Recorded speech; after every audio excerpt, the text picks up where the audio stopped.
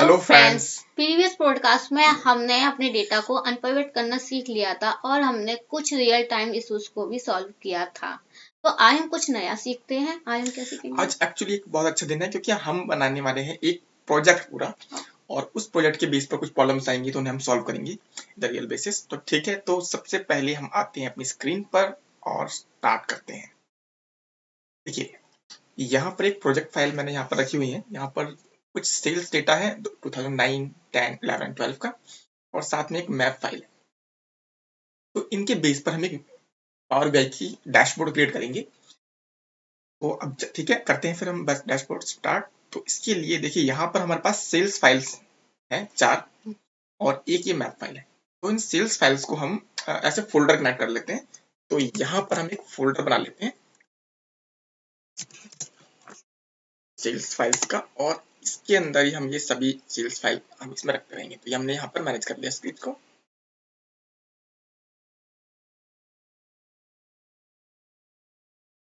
हमने इसके अंदर रख दिया। ये मैप फाइल है, ये बाहर रहेगी। तो मेन जो सेल्स फाइल ये है हमारी, इसका ही फोल्डर पाथ हमने पावर बीआई में इंपोर्ट कर लेते हैं। ऐसा हमने पहले सिखाई था ये चीज।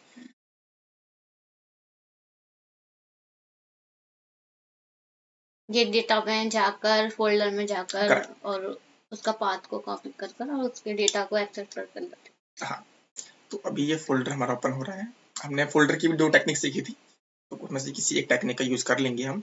तो अभी ये हमारा ओपन हो रहा है, ये हो चुका है। तो यहाँ पर फोल्डर सर्च करेंगे, ये रहा फोल्डर, एंड कनेक्ट करेंगे। ठीक है, यहाँ हम फोल्डर का पाथ पेस्ट कर देते हैं और करते हैं इसको ओके। ठीक है,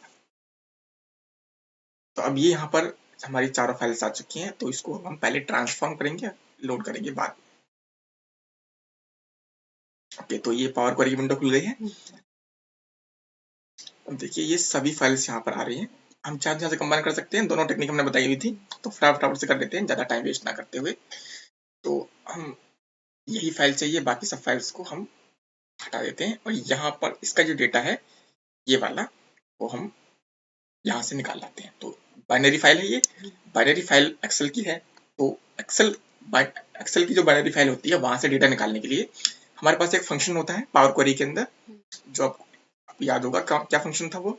आई think Excel dot workbook. Correct, Excel dot workbook जो फंक्शन था, वही से हम यहाँ पर डेटा निकाल सकते हैं। तो यहाँ पर हमने इसका नाम दे देते हैं डेटा टेबल्स, कुछ भी नाम रख सकते हैं आप। और यहाँ पर हमने लिखा है एक्सेल डॉट वर्कबुक, और ब्रैकेट स्टार्ट, इसके अंदर एक कंटेंट डाल देंगे और ये ओके करेंगे। तो अब देखिए, हर बाइनरी फाइल के आगे एक टेबल आ चुकी है, जो कुछ इस तरह से है। तो यहाँ पर एक प्रॉब्लम ये है कि यहाँ पर अभी पूरी फुल टेबल नहीं है। यहाँ पर उसे शीट 1 का डेटा चाहिए। तो यह एक प्रॉब्लम क्रिएट हो सकती है। तो यहाँ पर एक प्रॉब्लम ये हमारी बन जाती है। तो इस केस में हमें या तो यहीं से कनेक्ट करना होगा, या फिर एक कस्टम फंक्शन क्रिएट करना होगा। कस्टम फंक्शन अभी हम नहीं बताएंगे, क्योंकि काफी एडवांस थिंग है, जो मैंने और वीडियो में बताई हुई है। तो आप जाके आई बटन पर चेक कर सकते हैं, अगर आप चेकआउट करना चाहें तो। तो अभी इसको एक ऐसे बिगिनर रूप में रखते हैं। तो अभी हम इस टेक्निक का यूज नहीं करके हम वापस से इस कंबाइन टेक्निक का यूज करेंगे। तो हम इसे वापस जा करके नाम देते हैं, और इस बटन पर हम क्लिक करते हैं, क्योंकि इस टेक्निक से हमें ये ऑप्शन देगा कि किस फाइल के कौन से सीट को आप कनेक्ट करना चाहते हैं। देखिए, अगर मैं इस पर जाता हूँ, ये आपको तीनों सीट आ गई हैं हर फाइल की। तो अब ये फर्स्ट फाइल में से ये पहली सीट आ चुकी है यहाँ पर, और मैं फिर इसको ओके कर देता हूँ। ये लोड हो रहा है डेटा। हर फाइल की सीट, पहली सीट कुछ डाउट है। हाँ, देखो, कोई भी डेटा हो सकता है, वो हमारा सीट 2 भी डेटा हो सकता है। तो हम उसकी सीट 2 को सिलेक्ट कर लेते हैं। तो वो हर फाइल की सीट 2 को ही सिलेक्ट करता है, कि वो ऐसे सैंपल फाइल कनेक्ट कर रहा था। तो सैंपल मतलब ये है कि वो उस फाइल के बेस पर डिसीजन लेगा कि बाकी के फाइलों के साथ क्या करना है।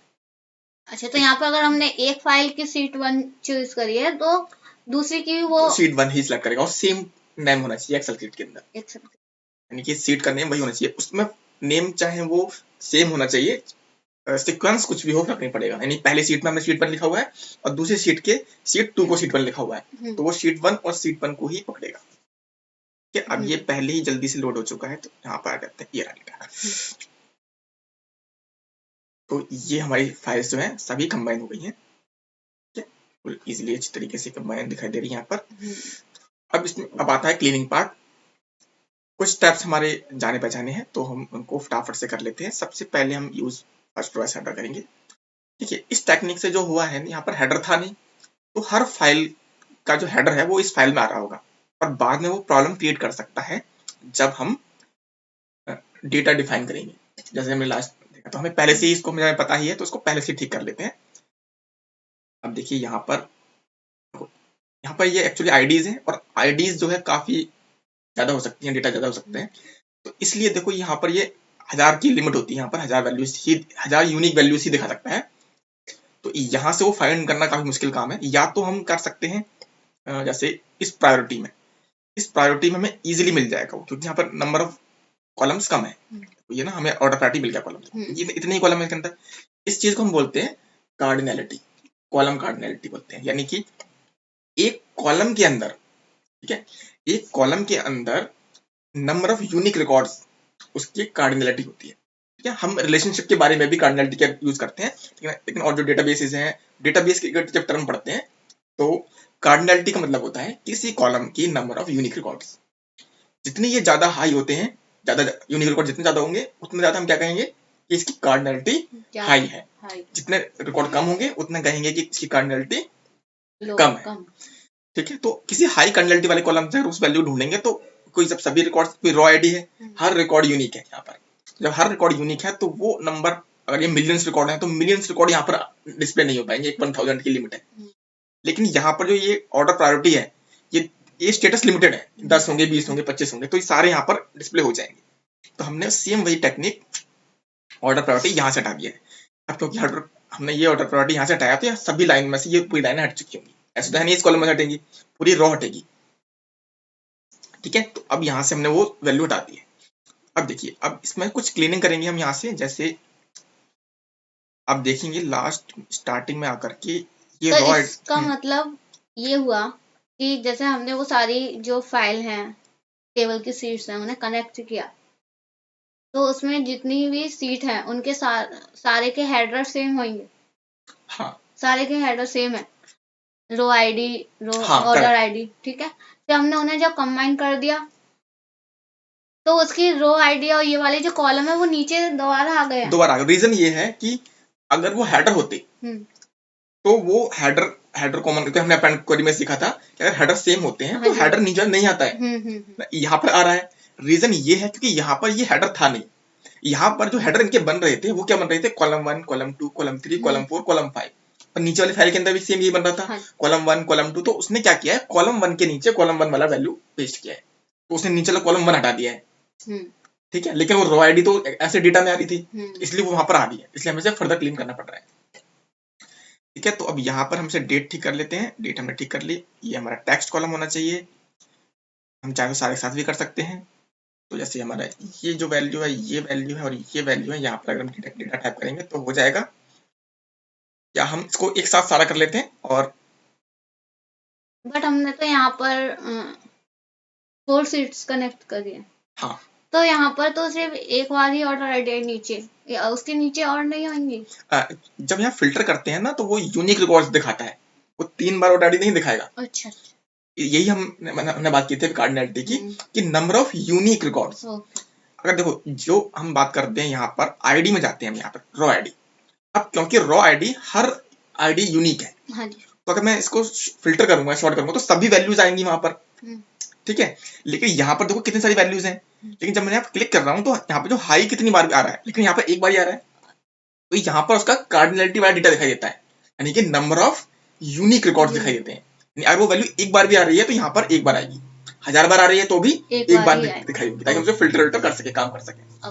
इसलिए जब हमने एक बार उसको फिल्टर आउट किया, तो वो जितनी बार भी आ रहा होगा, वो सब फिल्टर आउट हो जाएगा, लाइक एक्सेल, जैसे एक्सेल में होता है। तो इस सीरीज हमारा होगा डिस्कस। अब सब कुछ हो चुका है हमारा, ठीक। अब इसमें अगर कुछ देखते हैं, कुछ कॉलम हमारा बिगड़ गया हो तो ठीक है, ये ठीक है, ये ठीक है। अब ये शिप डेट जो है गलत आ रही है यहाँ पर, तो इस शिप डेट को यहाँ पर हम क्लियर कर लेते हैं। तो ये करंट स्टेप 2 ऑप्शन है, ऐड न्यू स्टेप में एक स्टेप एक्स्ट्रा हो जाएगा, रिप्लेस तो ये पहले वाला जो स्टेप है उसको ही ठीक कर देगा। तो ये हमारी शिप डेट बन चुकी है। अब इसके बेस पर हम कुछ विजुअलाइजेशन क्रिएट कर सकते हैं। अभी हम सभी कॉलम्स को ले रहे हैं, हम चाहे तो कुछ कॉलम्स को हटा सकते हैं। जब अभी हमें हटाने की जरूरत नहीं है, तो हम सेम इस टेक्निक को यूज कर रहे हैं। तो अब हम वापस आते हैं और कुछ क्रिएट करते हैं इसके ऊपर। तो अब देखिए यहाँ पर एक टेबल हमारी बन चुकी है। अब इसके अलावा हमारे पास कुछ और टूल्स हैं यहाँ पर, मतलब कि कुछ और टेबल्स हमें दी हुई हैं, तो उन टेबल्स को भी हम यहाँ पर क्रिएट कर लेंगे। मैप टेबल जो है, तो यहाँ पर हम जाते हैं, एक्सेल की फाइल थी वो, तो यहाँ पर मैंने क्लिक कर दिया और ये मैं पाथ कॉपी कर लाता हूँ इसका। तो ये फाइल थी हमारी, इस फाइल को हमने यहाँ पर रख दिया और इसे भी कनेक्ट कर लेते हैं। ठीक है, मैप फाइल है, कनेक्ट कर लिया। देखिए मैप फाइल क्या होती है मैं बताता हूँ आपको। मैप फाइल के अंदर कुछ कॉलम्स की कुछ एडिशनल इन्फॉर्मेशन दी हुई है, जो हम सभी इस मेन फाइल में नहीं रखते हैं। जैसे मान लीजिए आपकी ऑर्डर, मान लीजिए आप बैंक अकाउंट्स की डिटेल बात करते हैं। अब एक ट्रांजेक्शन टेबल है आपकी, जिसमें आपके नंबर ऑफ ये गिवन है कि किसने किसको पैसे दिए, मतलब कि ट्रांजेक्शन गिवन है बैंक्स की। तो उसी सीट के अंदर सिक्योरिटी रीजन कह लो, कुछ भी कह लो, हम हर डेटा नहीं देंगे। हम ये नहीं कहेंगे कि इसका नाम ये है, इसका फोन नंबर ये है, इसका अकाउंट नंबर ये है, इसका क्रेडिट कार्ड नंबर ये है, उसका आईडी कार्ड, उसका पिन ये है, सभी टेबल में तो नहीं देंगे ना। तो क्या करेंगे, हम सिर्फ एक ऑर्डर आईडी नहीं, हम यहाँ पर अकाउंट नंबर देंगे कि इस पर्टिकुलर अकाउंट नंबर ने इस दूसरे अकाउंट नंबर को 1000 रुपए ट्रांसफर किए। ठीक है, तो इस टेबल में सिर्फ ये दिखाई देगा कि इस अकाउंट नंबर ने इस अकाउंट नंबर को 1000 रुपए ट्रांसफर किए, वो टेबल सेव रहेगी। अब जो मैपिंग टेबल जिसे कहेंगे हम, तो उस मैपिंग टेबल में क्या है, उन सभी अकाउंट्स के बाकी डिटेल्स हैं, जैसे नेम हो गया, Aadhaar card information, PAN card information, phone number, address. ठीक है, ये सभी इन्फॉर्मेशन, कितना बैलेंस है उसके पास, तो ये सभी इन्फॉर्मेशन वहां पर दूसरी टेबल में सेव है। अगर हम सभी इन्फॉर्मेशन एक ही टेबल में रखना चाहेंगे तो वो टेबल काफी बड़ी हो जाएगी, क्योंकि आप अभी तो अकाउंट, अगर आप 10 ट्रांजेक्शन करते हैं तो आपका जो अकाउंट नंबर है वो 10 बार रिपीट होगा। लेकिन अगर उसमें सभी इन्फॉर्मेशन आ रही होगी तो वो सभी इन्फॉर्मेशन ही 10 बार रिपीट होगी, तो हमारे पास इतना स्पेस नहीं होगा। ठीक है, तो एक्चुअली कॉस्टली होती है ये सब चीजें, तो हम सभी इसमें रखेंगे नहीं। और दूसरा सिक्योरिटी के रीजन से उस टेबल को जो भी देख रहा है तो उसमें से सब कुछ इन्फॉर्मेशन आ गई, कोई भी देख सकता है उस इन्फॉर्मेशन को। तो एक अलग टेबल में रखते हैं और फिर उनको रिलेशनशिप से कनेक्ट कर देते हैं। वो भी हम बात करेंगे कि रिलेशनशिप कैसे बनाते हैं। तो अभी हम ये सभी टेबल्स जो हैं, तीनों ही टेबल, तो मैपिंग टेबल में हम कह सकते हैं कि इसके पास हिडन, हाँ उसी टेबल की और डायमेंशंस हैं, यानी कि हम Hidden इसे है। एक तरह से डायमेंशन टेबल कहते हैं। Dimension table. ठीक है, जो हम सेल्स टेबल की बात कर रहे हैं ये हमारी फैक्ट टेबल है। क्या फैक्ट मतलब इसमें कुछ नंबर्स की बात हो रही है, यानी कि कोई जैसे बैंक अकाउंट है तो बैंक के ट्रांजेक्शन, फ्लिपकार्ट या अमेजोन है तो वहां पर सेल्स, इस तरह से ये हो गई हमारी फैक्ट टेबल। और जहां पर अकाउंट इन्फॉर्मेशन से जो एक बार चीज है वो फिक्स रहेगी, जो एक ही बार रहने वाली है, यानी आपका एक अकाउंट एक ही बार खोल सकते हैं, आधार कार्ड एक बार बनवा सकते हैं, पैन कार्ड एक बार बनवा सकते हैं, तो वो आपका रिकॉर्ड उस टेबल में एक बार ही आएगा। जो चेंजेबल नहीं है, जो चेंजेबल है मतलब वो रिपीटेबल नहीं है। ओके। अगर आप चाहें तो अभी वैसे चेंजेबल नहीं होता, ये माना जाता है चेंजेबल नहीं है, लेकिन फिर भी अगर कुछ प्रॉब्लम हो गई तो हम कहेंगे नहीं इस वैल्यू को चेंज कर, तो वो उस जगह पर ही चेंज हो जाएगा। नहीं वो पूरा पूरा वहीं के वहीं चेंज हो गया। ऐसे नहीं है कि उसकी नई ट्रांजेक्शन बनी है। जैसे ट्रांजेक्शन है 100 रुपए गलती से है तो 100 रुपए जाने की निकलेगी पेमेंट, एक और ट्रांजेक्शन हो जाएगी उसमें। तो यहाँ पर हमने ये सभी टेबल्स ले लिए हैं। कुछ देखते हैं, क्लीनिंग पार्ट है, हाँ क्लीनिंग करना होगा क्योंकि यहाँ पर हेडर नहीं है यहाँ पर इनका, तो यहाँ पर इसको हेडर बना देते हैं। और इन सबको क्लीन कर देते हैं, प्रोडक्ट नेम को, ये भी टेक्स्ट टेक्स्ट और ये भी टेक्स्ट। ठीक है, अब रीजन मैपिंग में आते हैं। रीजन मैपिंग में भी देखो ये प्रोविंस है और ये रीजन है इसका, इसका भी हेडर ठीक कर लेते हैं, यहाँ से कर लेते हैं और इन दोनों को भी ठीक कर देते हैं। अब ये रिपोर्टिंग मंथ है, इसमें ये पीरियड दिया हुआ है, इसका हमें रिपोर्ट बनना होगा। अभी हमारे किसी काम की नहीं है लेकिन फिर भी इसको क्लीन कर लेते हैं। तो फर्स्ट रेस हेडर करेंगे यहाँ पर और ये हमारी डेट है। ओके, तो ये हमारे 3 चीजें यहाँ पर बन चुकी हैं। ये अभी काम की नहीं है, तो चाहे तो हम इसको डिलीट मार देते हैं, ये भी डिलीट कर देते हैं इस टेबल को। तो ये मैपिंग टेबल है। देखो मैपिंग टेबल में क्या दिया हुआ है, कैटेगरी और सब कैटेगरी दी हुई है, ठीक है, प्रोडक्ट नेम के हिसाब से। अब सेल्स टेबल में आते हैं। सेल्स टेबल में अभी हमारी कैटेगरी और सब कैटेगरी दी हुई होंगी। देखिए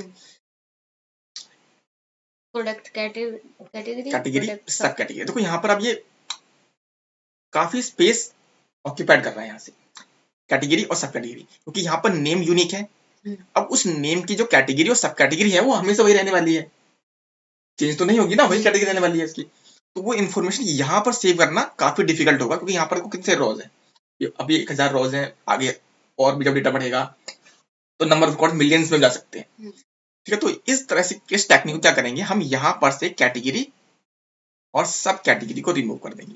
हम ये नहीं कह रहे कि ये इसकी हमें जरूरत नहीं है, हमें इसकी जरूरत है, लेकिन ये हमने एक अलग टेबल में रखा हुआ है डेटा, जो हमें नेम के अगेंस्ट में कैटेगरी और सब कैटेगरी बता देगा, ठीक है। तो नेम के अगेंस्ट में मुझे कैटेगरी और सब कैटेगरी पता चल जाएगी क्या है। तो based on the product name हम उसमें रिलेशनशिप क्रिएट कर लेंगे, और कैटेगरी और सब कैटेगरी में मैपिंग टेबल में यूज करूंगा। अब ऐसे रीजन टेबल में आते हैं। यहाँ पर रीजन और प्रोविंस दोनों गिवन है, ठीक है। अब यहाँ पर आते हैं और यहाँ पर देखते हैं क्या रीजन और प्रोविंस दोनों है। प्रोविंस है, रीजन भी, देखो रीजन भी है और प्रोविंस भी है। अब ये देखना ये है कि इसमें से कौन से रिकॉर्ड जो है, अगर अब मैं ये बात करूं तो देखो यहाँ पर मैं आता हूँ रीजन मैपिंग में, तो यहाँ पर रीजन देखो, यहाँ पर 4 रीजन आ रहे हैं, इनकी वैल्यूज ये आ रही है। यहाँ पर कोई इन चारों के लिए एक ही रीजन है, ठीक है ना, और इसके लिए एक ये है, इसके लिए ये ऐसे है। यानी कि मुझे पता है कि वहां से अगर मैं रीजन डिलीट कर दूं तो यहां से मैं उसे कनेक्ट कर सकता हूं। तो यहाँ पर उल्टा नहीं करेंगे, अगर मैं यहाँ वहां से अगर मैं प्रोविंस डिलीट कर दूं तो रीजन के हिसाब से हम प्रोविंस नहीं पता लगा सकते उसका क्या है। हाँ देखो अगर मुझे पता है रीजन है अटलांटिक, और रीजन के बीच में मुझे पता प्रोविंस क्या है, तो भाई यहाँ पर तो एक रीजन के 4 प्रोविंस है, तो ये एक तरह अंदाजा लगाना हो जाएगा, गलत हो जाएगा। लेकिन अगर मैं कहूं कि ये वाला प्रोविंस है तो इसका रीजन हमेशा ये रहने वाला है, ठीक है। यानी कि प्रोविंस मैं वहां में रखूंगा और रीजन वहां से लीड कर दूंगा, क्योंकि मुझे यहां से देखे पता चल जाएगा। तो मैं यहाँ रखता हूँ, यहाँ पर मैं प्रोविंस रखूंगा और रीजन को डिलीट कर दूंगा। अब यहाँ से तो कोई यहाँ पर मेरा स्पेस बचा, ठीक है। अब मैं इन कॉलम डिलीट नहीं करूंगा, क्योंकि इसके बेस पर ही मैं रिलेशनशिप क्रिएट करने वाला हूँ। तो डेटा हमारा जितना भी क्लियर होएगा, जितना क्लियर मतलब क्लीन होएगा और छोटा होएगा, उसके अकॉर्डिंग हमारी टेक्निक्स रहेगी, ठीक है। हम इसमें और कुछ चीजें भी अप्लाई कर सकते हैं, और अभी हम रिपोर्ट बना सकते हैं कि देखते हैं क्या कर सकते हैं। अब इसको हम थोड़ा ग्रुप बाय भी कर सकते हैं चाहे तो, जैसे हमें ये रॉ आईडी का कोई काम नहीं है यहाँ पर, तो इस कॉलम को हम रिमूव भी कर देते हैं। अब रिमूव करने के बाद कि अगर हम कुछ और कॉलम जो हमें यूज नहीं करना है तो उसे हम भी डिलीट कर सकते हैं। चलो अभी हम लग रहा है सब कुछ ठीक है, तो हमने रॉ आईडी भी डिलीट कर दी यहाँ पर। अब हम इस डेटा को क्या करते हैं, क्लोज एंड अप्लाई कर देते हैं।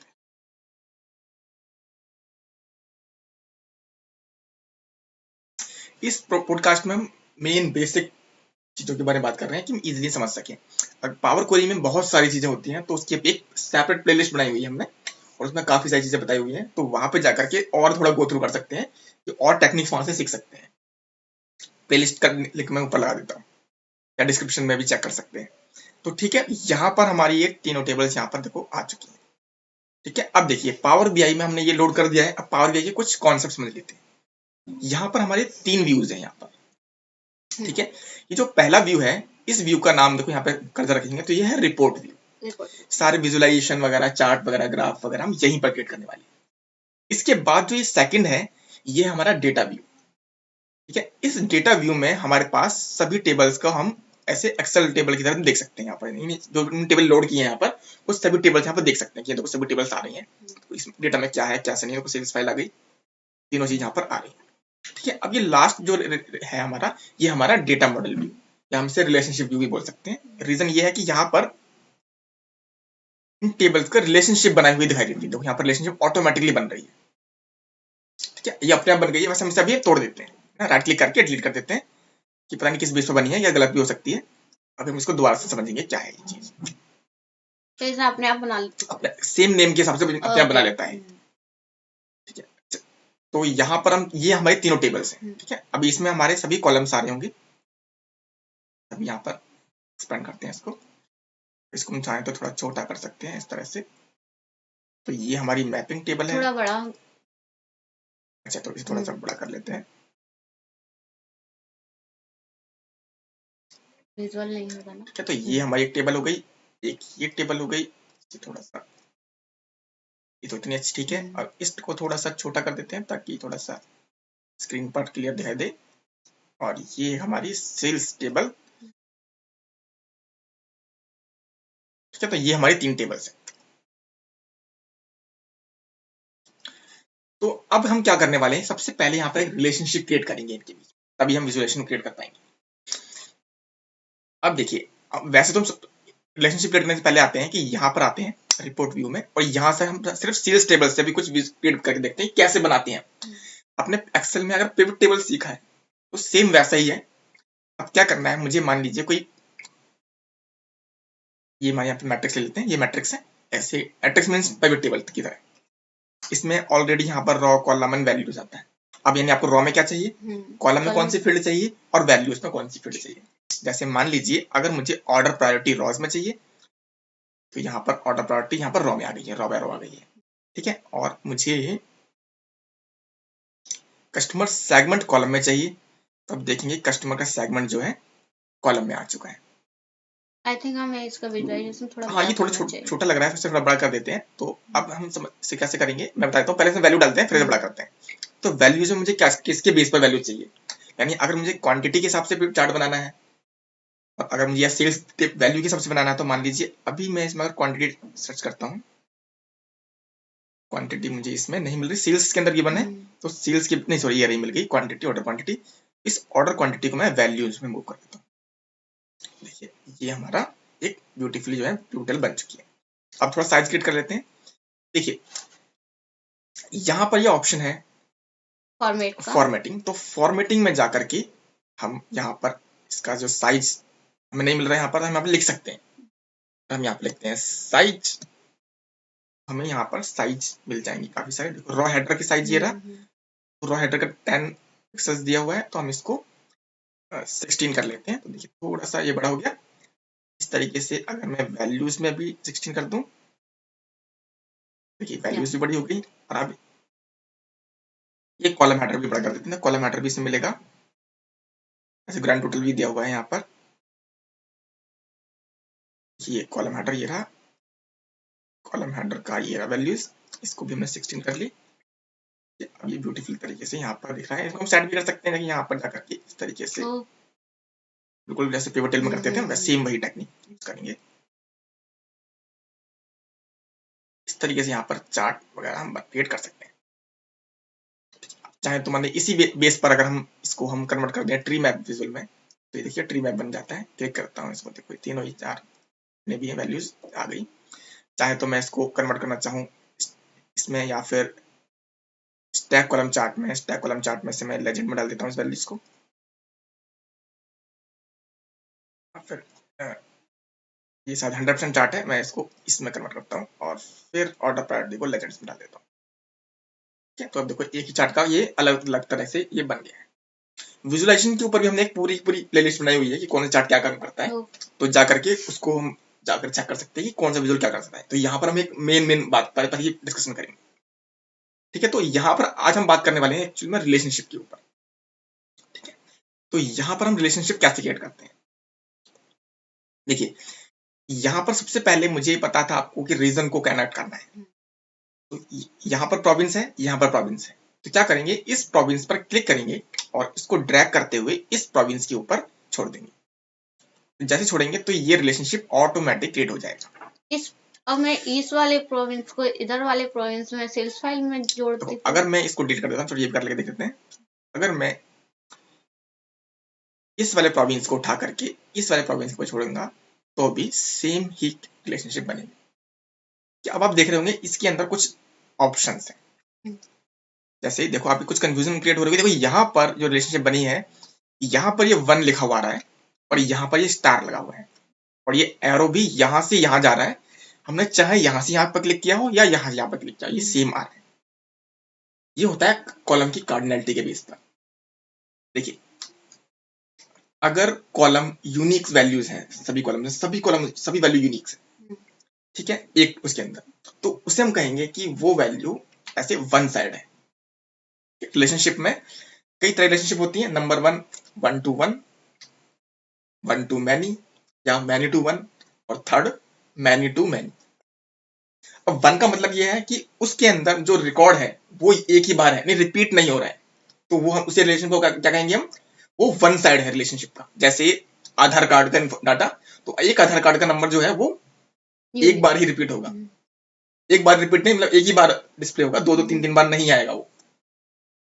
इस तरीके से बैंक अकाउंट में बैंक अकाउंट नंबर, पासपोर्ट में पासपोर्ट नंबर, तो ये क्या क्या किसके एग्जांपल्स हैं, वन साइड के।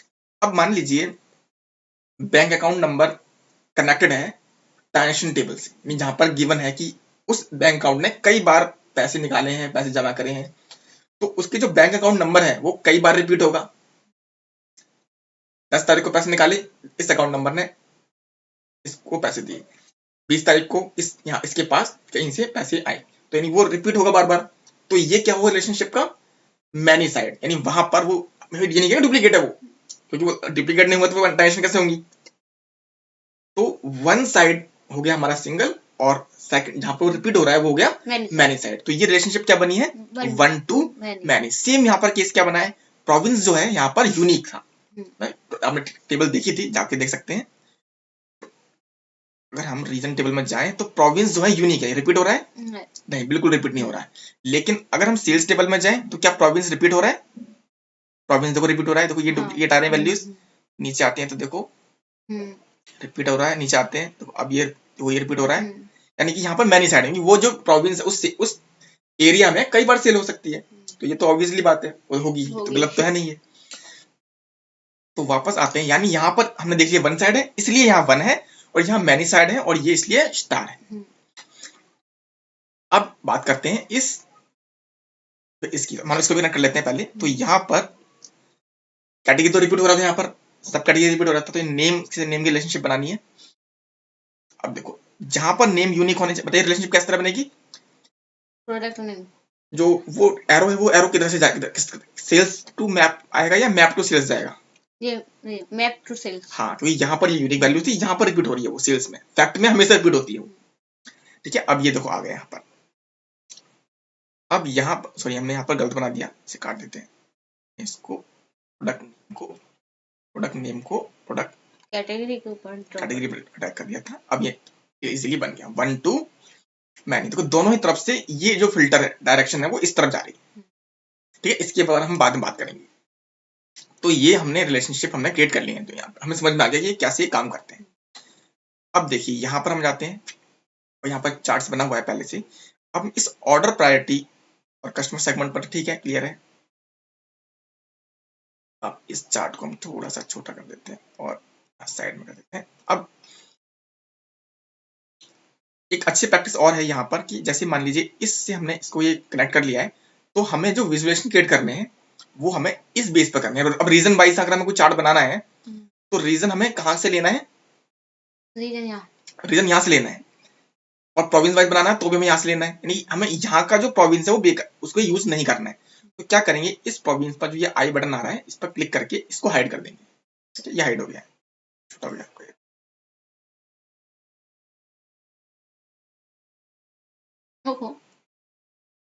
ठीक है, अब ये हाइड हो गया, अब ये यहाँ पर डिस्प्ले नहीं करेगा वहां पर, ठीक इस तरीके से यहाँ पर भी हम इसको हाइड कर लेंगे। कहाँ, फैक्ट टेबल में। मीन्स जो हमारे पास यूनिक है उसे तो ऐसे रहने देंगे, लेकिन उससे रिलेटिव जो भी है उसे हम अनहाइड कर, हाँ correct, I think mouse problem हो रही है। ओके, तो यहाँ पर मैंने क्लियर कर दिया, यानी अब देखो कैटेगरी तो टेबल में नहीं है, लेकिन हम कैटेगरी के हिसाब से भी कोई विजुअल क्रिएट कर सकते हैं। कैसे, अब आते हैं यहाँ पर, कैटेगरी मुझे लेनी है यहाँ से, तो मैंने यहाँ पर कैटेगरी ड्रैग कर ली। देखो मैं राइट सीधा ही ड्रैग यहाँ पर कर लिया, ऑटोमेटिक यहाँ पर मैं टेबल ले इसमें।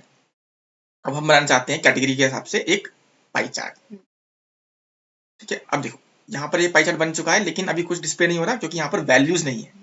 अब देखेंगे यहाँ पर, जैसे मैंने इस पर क्लिक किया, यहाँ पर ये देखो ये ऑप्शन आ गया, तो कैटेगरी मैंने यहाँ डाल दिया। अब ये वैल्यूज में कुछ डालना है, तो वैल्यूज में सेल्स टेबल से लूंगा। मान लीजिए मुझे प्रॉफिट के हिसाब से चार्ट बनाना है। तो ये चार्ट बन चुका है हमारा प्रॉफिट के हिसाब से। इसकी फॉर्मेटिंग अभी आगे सीखेंगे, ये भी थोड़ा नाइस नहीं लग रहा है, तो इसकी फॉर्मेटिंग यहाँ मिलेगी और उनको हम कुछ ठीक कर सकते हैं। लेजेंड हटाने हैं, लेजेंड लगाने हैं, यहाँ पर हम गो थ्रू कर सकते हैं, खुद अपने आप प्रैक्टिस कर सकते हैं, ये चेक कर सकते हैं कौन सा ऑप्शन क्या कर रहा है। जितना आप खुद करेंगे देखेंगे उतना ही आपको याद रहेगा। ठीक है, तो देखो अब हमने रीजन की कैटेगरी के हिसाब से भी एक चार्ट हमने क्रिएट कर लिया है। ठीक है, तो आप होप समझ गए होंगे ये कैसे हमारा ये काम कर रहा है। ठीक है, अब नेक्स्ट वीडियो में इसके ऊपर कोई एक ब्यूटीफुल चार्ट बनाएंगे, पूरा एक पूरा डेटा मॉडलिंग की पूरी प्रोसेस करेंगे, और पूरा नेक्स्ट वीडियो में देखेंगे कि पूरा हम कैसे इस डेटा से वर्क कर सकते हैं। तो अभी हमने कुछ की कॉन्सेप्ट सीखे, इसकी आप प्रैक्टिस कीजिएगा, और कोई भी कमेंट हो, डाउट हुए तो आप कमेंट कीजिएगा। ठीक है, तो लास्ट में क्या बोलते हैं हम, अगर आपको ये वीडियो अच्छी लगी हो तो लाइक करना, चैनल को सब्सक्राइब करना और मेरे साथ पावर BI सीखते रहना। Thank you.